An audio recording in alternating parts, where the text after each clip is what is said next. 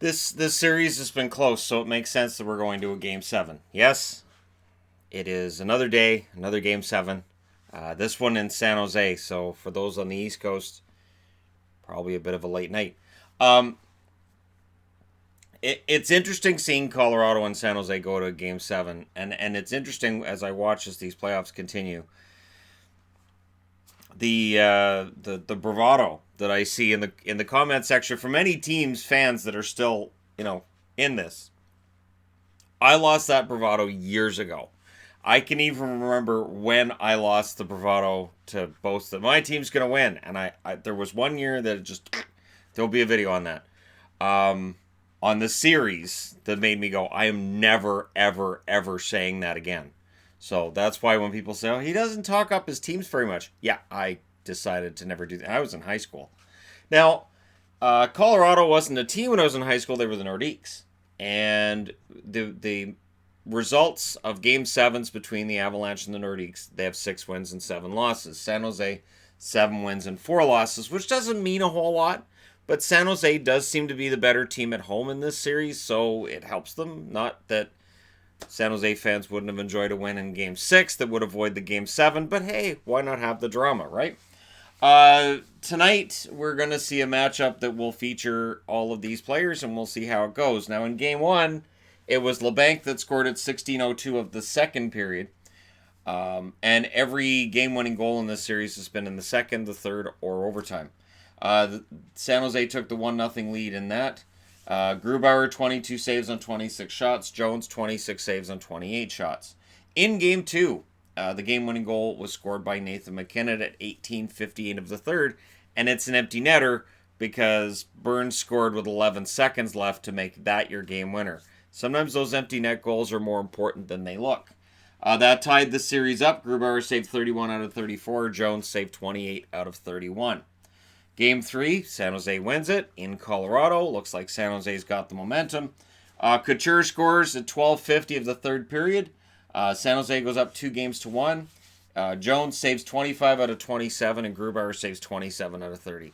Solid goaltending at both ends of the ice in this series, but there's been a decent amount of scoring as well. Game 4, who gets the game-winning goal? Right, Nathan MacKinnon. He might be an important guy for San Jose to cover tonight. He scores the game winner at 10:34 of the second period to tie the series. Jones saves 25 out of 27. That's a total he likes. Grubauer, 32 out of 32, which Grubauer likes even more. So, a steal of a game by Grubauer and a solid game all around. And they build on it by losing Game 5. Because momentum is not a thing in these playoffs. Hurdle scores at 6:26 of the third period. To give San Jose the 3-2 series lead. Grubauer saves 37 out of 39. He tried to steal another one, and Jones saves 21 out of 22 at the other end of the rink. Now in Game 6, it's Colorado's turn because it's an even game, right? 2:32 of overtime when Landeskog scores to force the 7th. Tie the series up. Jones saves 22 out of 26. Grubauer saves 19 out of 22. So the overall goaltending numbers haven't been fantastic, but again, I don't think that speaks to the goaltenders. I think that speaks to the fact that when the shots occur, they're pretty darn good shots. Grubauer on the road has saved 90 out of 99 for a .909 save percentage. I like that. That's kind of a fun save percentage. At home, and this is just in this series, of course, 75 saves on 81 shots for Jones for a .926 save percentage. It's .925, I rounded it up. But yeah, that's where we're at. It has been very, very close. Jones has allowed 6 at home. Grubauer has allowed 9 on the road. But Colorado has allowed 18 more shots while Grubauer is in net than when Jones is in net for San Jose. So, and I'm saying is in net because that just takes all the empty net goals out of there. And it's a close series. Now, the special teams have not been special. The power play for Colorado, by my count, 2 for 20 in the series. San Jose, 2 for 16. If a team can get a power play goal tonight, that would go a long way to deciding who gets the victory.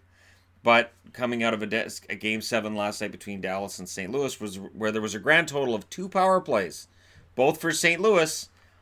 I'm not expecting to see a lot of penalties called. I'm expecting whistles to be put away by the referees because they want these guys to assert themselves on the ice and to prove themselves. San Jose is 2-1 at home in this series. We'll see if that continues to be a benefit to them. Scoring leaders for Colorado: McKinnon, 3 goals and 2 assists in this series. Landeskog has 2 goals and an assist. Rantanen, 4 assists. Shutting these 3 down.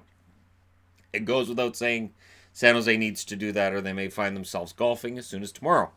Compher, 2 goals and an assist. Kerfoot, 1 assist. Barry, a goal and 2 assists. Makar has been a revelation in this series. 4 assists.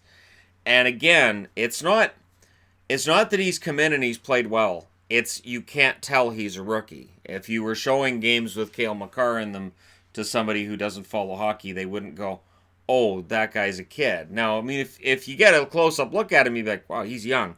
But you would not know that was a rookie out there making those plays.